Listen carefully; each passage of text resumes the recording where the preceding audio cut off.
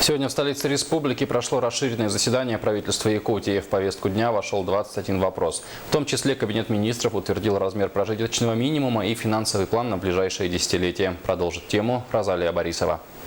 Финансовый прогноз составлен на 12 лет с правом регулирования его через каждые 6 лет. В этом году, согласно отчету, доходы республики повысились на 15% и составили 158 миллиардов рублей. Но вместе с тем расходы на 10 миллиардов превышают доходы. Останется ли республика в плюсе в этом году, зависит от прибыли крупных предприятий. Важной целью бюджетного прогноза является определение бюджетно-налоговой политики, долговой политики и мер межбюджетного регулирования.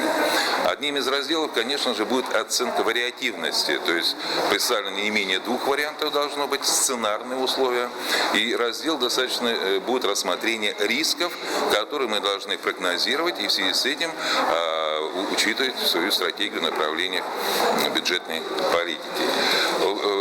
Те факторы, которые будут влиять именно на социально-экономическое развитие самой республики, и в зависимости от этого наши прогнозы на 12-летний период. Утвердили размер прожиточного минимума. В среднем по республике он составит во втором квартале 15 162 рубля. Рост зависит от повышения цен на продукты питания. За первый квартал они поднялись на 2,87%. Величина прожиточного минимума у нас дифференцируется по группам населения.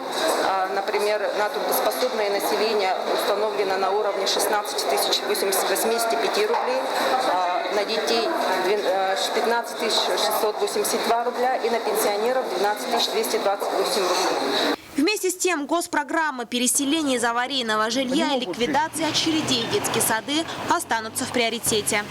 Розалия Борисова, Александр Жуков, НВК Саха, Якутск.